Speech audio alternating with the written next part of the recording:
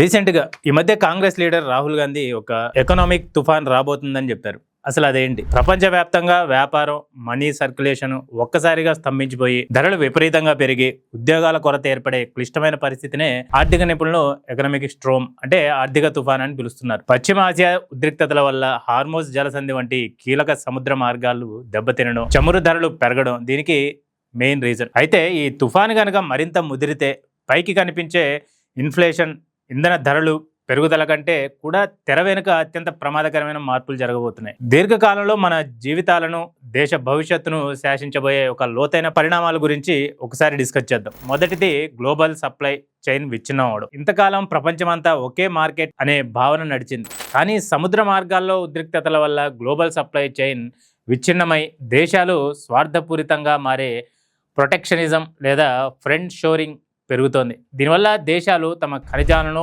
పంటలను ఇతర దేశాలకు ఎగుమతి చేయడం నిలిపివేస్తాయి. గతంలో ఇండోనేషియా పామాయిల్ ఎగుమతులు ఆపినప్పుడు ఇండియాలో వంట నూనెల రేట్లు పెరిగిపోయాయి. రాబోయే రోజుల్లో స్మార్ట్ ఫోన్లు, ఈవీ బ్యాటరీలకు కూడా కీలకమైన లిథియం, కోబాల్ట్ సప్లైని చైనా లేదా ఆఫ్రికా దేశాలు ఆపేస్తే ఇండియాలో డిజిటల్, ఈవీ రంగాలు ఊపిరాడక ఆగిపోయే ప్రమాదం కూడా ఉంది. ఇక రెండోది కేస్ షేప్డ్ ఎకానమీ. ఈ ఆర్థిక తుఫాను సమాజాన్ని నిలువుగా రెండుగా చీల్చేస్తుంది. ఎకనామిక్స్ లో దీన్ని కేస్ షేప్డ్ ఎకానమీ అంటారు. ఇందులో కే అక్షరం పైకి వెళ్లే గీతలాగా కొందరు ధనవంతులు, పెద్ద కార్పొరేట్లు టెక్నాలజీ సహాయంతో మరింత లాభాలు గడిస్తారు. కిందకు వెళ్లే గీతలాగా మిగతా పేదలు, మధ్యతరగతి చిన్న వ్యాపారులు ఆదాయాలు కోల్పోతారు. కోవిడ్ సమయంలో ఐటీ ఉద్యోగులు, కార్పొరేట్ల ఆదాయాలు పెరిగి లగ్జరీ ఇళ్లు, హాట్ కేకుల్లా అమ్ముడుపోయాయి. కానీ లోకల్ కిరాణా షాపులు, రోజువారీ కూలీల బతుకులు రోడ్డున పడ్డాయి. ఈ తుఫాన్ వస్తే ఈ గ్యాప్ మరింత పెరిగి తీవ్రమైన సామాజిక అశాంతికి దారితీస్తుంది. మూడోది షాడో బ్యాంకింగ్ ముప్పు. బ్యాంకులతో సంబంధం లేకుండా పెద్ద పెద్ద కంపెనీలకు ప్రైవేట్ ఇన్వెస్టర్లు, హెడ్జ్ ఫండ్లు ఇచ్చే అప్పుల మార్కెట్, ప్రైవేట్ క్రెడిట్ మార్కెట్ ప్రపంచవ్యాప్తంగా విపరీతంగా పెరిగిపోతుంది. వీటికి ఆర్బీఐ వంటి కేంద్ర బ్యాంకుల నియంత్రణ ఉండదు. కంపెనీలు వడ్డీ కట్టలేనప్పుడు నగదుకు బదులుగా మరిన్ని ప్రామిసరీ నోట్లు తీసుకునే పేమెంట్ ఇన్ కైండ్ పద్ధతి ద్వారా సమస్యను తాత్కాలికంగా దాస్తున్నారు. అమెరికాలో సిలికాన్ వ్యాలీ బ్యాంక్, చైనాలో ఎవర్ గ్రాండే రియల్ ఎస్టేట్ సంస్థ అప్పుల్లో మునిగినప్పుడు గ్లోబల్ మార్కెట్ వణికిపోయాయి. ఈ ప్రైవేట్ క్రెడిట్ బాంబు గనక పేలితే గ్లోబల్ ఫండ్స్ మునిగిపోతాయి. ఫలితంగా మన స్టాక్ మార్కెట్ కుప్పకూలి సామాన్యుడు మ్యూచువల్ ఫండ్స్, ఇన్సూరెన్స్ ద్వారా దాచుకున్న డబ్బుపై తీవ్ర ప్రభావం పడుతుంది. ఇంకా నాలుగోది ద కార్బన్ కాన్ఫ్లిక్ట్. ప్రపంచ దేశాలన్నీ కార్బన్ ఉద్గారాలను తగ్గించాలని నెట్ జీరో లక్ష్యాలు పెట్టుకున్నాయి.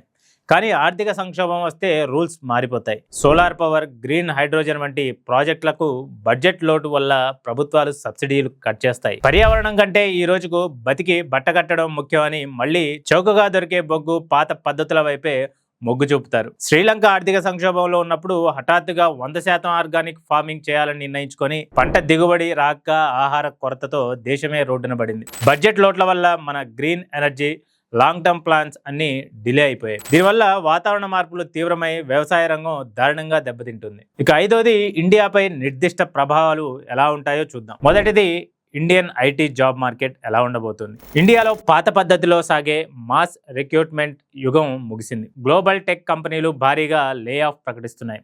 దీనికి కారణం ఏఐ అడాప్షన్.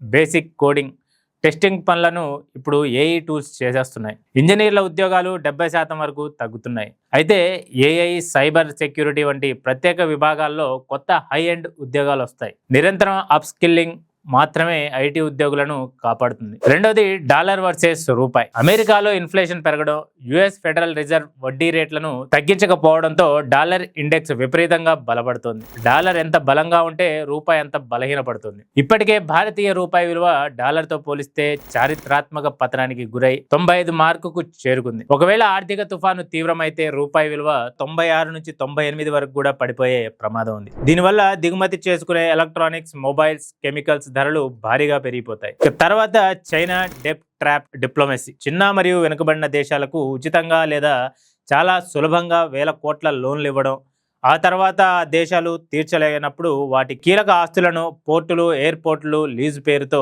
చైనా స్వాధీనం చేసుకుంటుంది. శ్రీలంకలోని హంబన్ తోట ఫోర్ట్, పాకిస్తాన్లోని గ్వాదర్ పోర్ట్ ఇప్పటికే చైనా నియంత్రణలోకి వెళ్ళిపోయాయి. ఈ ఎకానమిక్ స్ట్రోమ్లో చిన్న దేశాల ఆదాయం పడిపోయినప్పుడు చైనా ఈ అవకాశాన్ని వాడుకొని ఆ దేశాలను బ్లాక్మెయిల్ చేస్తుంది. ఇది మన సరిహద్దుల్లో హిందూ మహాసముద్రంలో ఇండియాను చుట్టుముట్టడానికి చైనా వేస్తున్న మిలిటరీ వ్యూహం. ఈ లోతైన విశ్లేషణను బట్టి చూస్తే ఈ ఆర్థిక తుఫాను కేవలం డబ్బు కొరత కాదు, ఇది shift of geo politics power గా మారబోతుంది. ఇండియాకు వచ్చే అతిపెద్ద ముప్పు ఏంటంటే మన దేశంలో జనాభా ఎక్కువ, యువత ఎక్కువ. వీరందరికీ ప్రతి సంవత్సరం లక్షలాది కొత్త ఉద్యోగాలు కావాలి. ఈ తుఫాను గనుక గ్లోబల్ మార్కెట్ ను స్తంభింపజేస్తే, మన దేశీయ తయారీ రంగం ఆశించిన స్థాయిలో పుంజుకోకపోతే ఆ యువశక్తి కాస్త నిరుద్యోగ జ్వాలగా మారే ప్రమాదం ఉంది. రాబోయే కాలం స్కిల్స్ ఉన్నవాడికి, లోకల్ మ్యానుఫ్యాక్చరింగ్ ఉన్న దేశానికి మాత్రమే రక్షణ ఇస్తుంది. గ్లోబల్ మార్కెట్ పై ఆధారపడడం తగ్గించుకొని